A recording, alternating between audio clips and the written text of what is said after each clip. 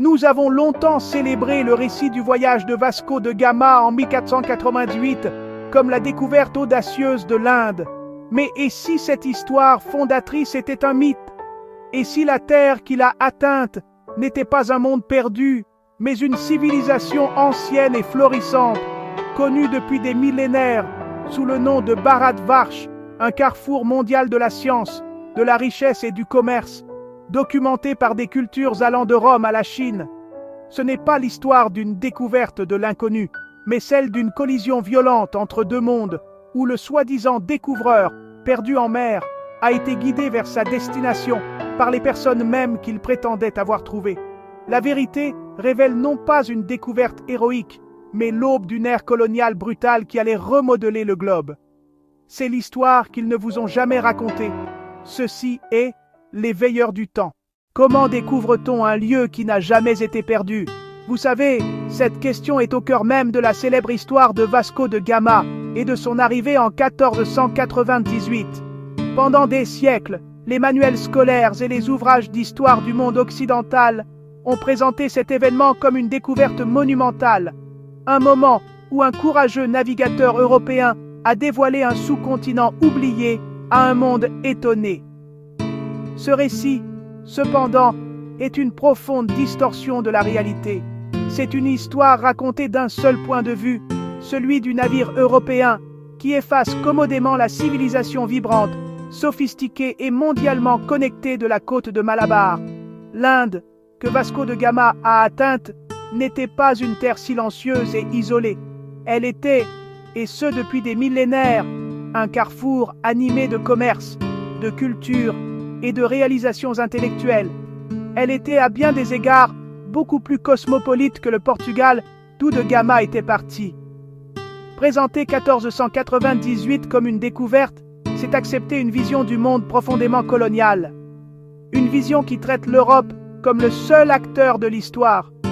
Cette perspective rend invisibles les liens de longue date entre l'Inde et d'autres régions. L'Afrique, le Moyen-Orient, le reste de l'Asie, bien avant que les premières voiles européennes n'apparaissent à l'horizon. La terre connue dans ces textes anciens sous le nom de Bharatvarsh, la terre du légendaire roi Bharata, était une civilisation d'une immense antiquité et d'une profonde continuité. Ce n'était pas une nature sauvage, primitive, mais un paysage parsemé de centres urbains sophistiqués, de magnifiques empires et de centres d'apprentissage animés. Les racines de cette civilisation remontent à des milliers d'années, à la civilisation de la vallée de l'Indus, qui a prospéré il y a plus de 4500 ans. Des villes comme Mohenjo-Daro, Harappa, étaient des merveilles d'urbanisme, avec des plans de rues en damier, des systèmes d'assainissement avancés avec des égouts couverts et d'impressionnants bâtiments publics comme le Grand Bain. Ce n'étaient pas des colonies isolées, c'étaient des centres d'un vaste réseau commercial. Les preuves archéologiques, telles que les sceaux de l'Indus trouvés en Mésopotamie, l'actuel Irak et les perles de cornaline dans le golfe Persique, en disent long sur un commerce maritime très organisé et de grande envergure. La ville portuaire de Lothal, située dans l'actuel Gujarat, fournit des preuves époustouflantes de cette ancienne prouesse maritime.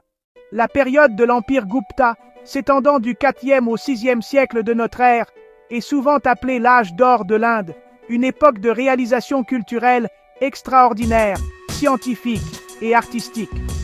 Au cours de ces siècles, les savants indiens ont fait des avancées révolutionnaires en mathématiques et en astronomie, qui allaient finalement transformer le monde.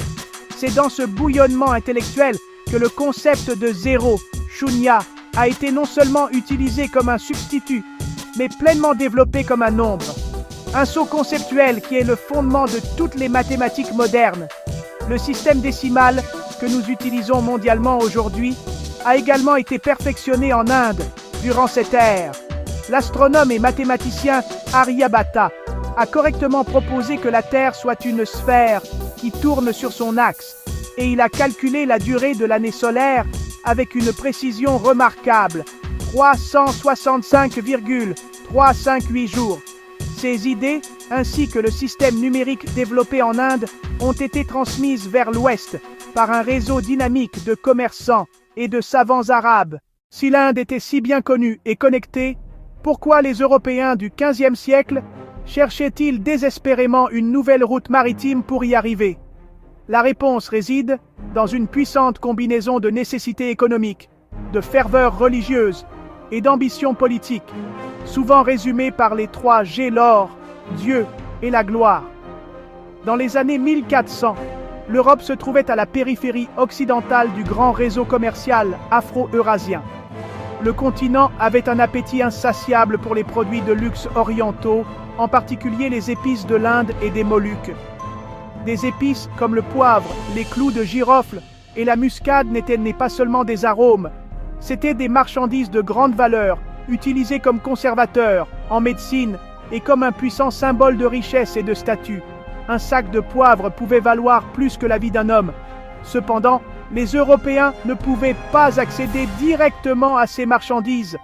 Les routes commerciales existantes étaient contrôlées par une longue chaîne d'intermédiaires.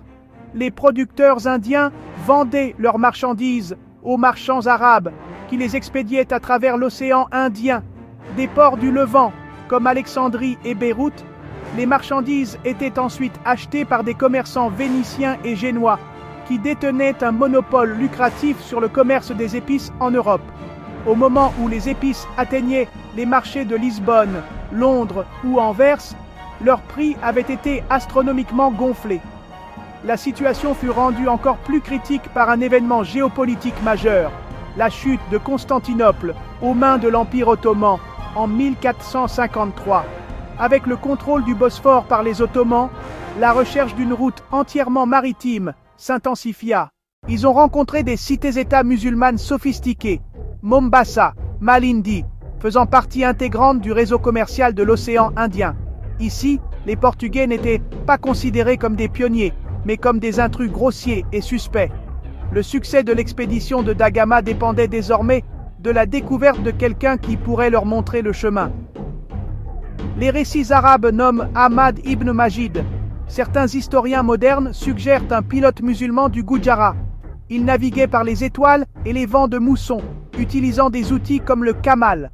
Avec la mousson du sud-ouest, le pilote a guidé une traversée directe de 23 jours de la mer d'Arabie. L'arrivée à Calicut le 20 mai 1498 fut donc une arrivée guidée. Ils sont entrés dans l'un des centres commerciaux les plus prospères et cosmopolites de la planète, dirigé par le Zamorin. Croyant que les Indiens non musulmans étaient chrétiens, ils ont confondu un temple hindou avec une église. Tissus rayés, perles de corail, cuvettes, huile et miel, des babioles pour un souverain habitué à l'or et à la soie. Les marchands établis ont reconnu des rivaux et des croisés. La diplomatie a dégénéré en une confrontation tendue. Avant de partir, Da Gama s'est emparé de pêcheurs et de nerfs, assurant une suspicion et une hostilité mutuelle. Malgré de maigres retours, les épices se sont vendues à des profits faramineux. Une preuve de concept. En 1502, Da Gama est revenu pour dominer. Il a bombardé Calicut et a brûlé le navire de pèlerins Miri avec des centaines de personnes à bord. L'Estado da India a imposé un monopole soutenu par des canons avec le Carthage, remplaçant le commerce ouvert par la coercition.